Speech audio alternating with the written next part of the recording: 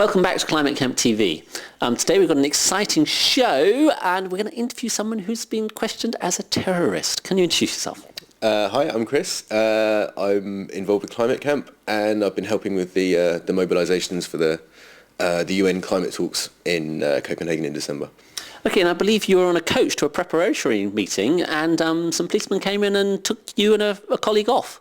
That's right. There was me and another person from Climatecamp on the coach. A couple of policemen came on, and they took us off. And they said they were going to question us under Schedule 7 of the Terrorist Act 2000. Okay, can I just ask you, have you ever been a terrorist? No, I've never been a terrorist. I was obviously quite worried about the fact that they were asking me questions about my involvement with terrorist activities. So can I just query, what sort of activities have you done? You've obviously been involved in protesting and, trying to make the world a better place. Can you tell us a little bit about that? So I've been involved with Climatecamp for a while, and I suppose I'm an activist. I believe in using civil disobedience and direct action. I think it's a valid and necessary way of doing things.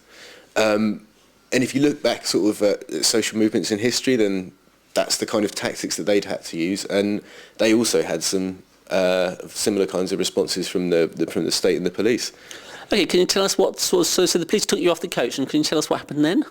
They said they're questioning us under the terrorist acts. And they asked me all sorts of questions, actually. So they were sort of asking me about my family and my education, my work history, my political beliefs, my parents' political beliefs, all sorts of stuff. It was quite bizarre. So what happened then? I answered their questions as best I could. I did make clear to them that I was concerned that they were asking me questions about terrorism, because I didn't feel I was a terrorist at all, and I thought it was inappropriate for them to kind of define me as one, or possibly define me as one. And I suppose afterwards we followed it up in the press and got a story in the newspaper about it, because it's really important to like highlight these things when they happen. It's just another example of political policing, and whenever that happens, we have to kind of respond to it.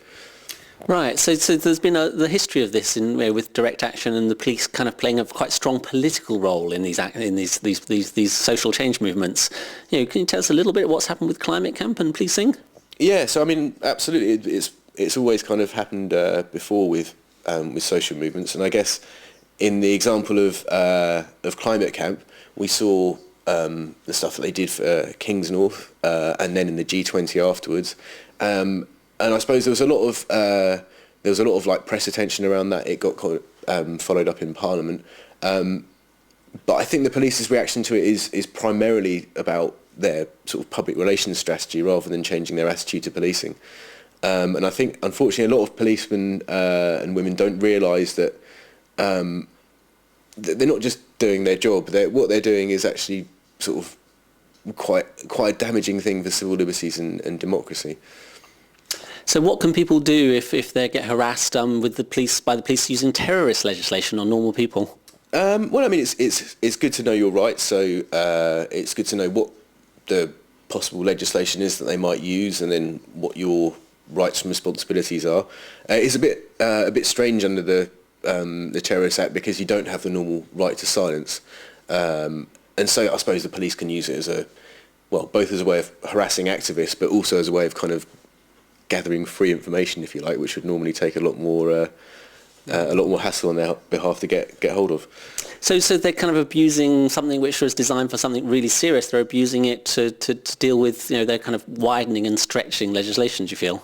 Yeah, absolutely. So if the police can change what terrorism means, it means that they can use all sorts of powers which they normally wouldn't be able to essentially to crack down on political, environmental activists and people trying to create social change. Okay, so that's actually just before we go, because our video mixer producer over there actually was similarly harassed by the police. So we're just going to bring him in. Richard. Oh yes, that's right. I ended up on a spotter card, which meant that I was a known troublemaker with my photograph, along with about 24 other people. Apparently this is quite commonly done, but a policeman actually dropped one. And then it was published on the front page of The Guardian, which was an unusual honour, which some of us didn't like very much. But at least we're all defined by the police as domestic extremists, which, as ordinary citizens concerned about the future of the planet, we felt was a strange description, shall we say. Okay, so if normal people trying to make the world a better place can be labelled as terrorists and domestic extremists, I think we have a problem with policing in this country.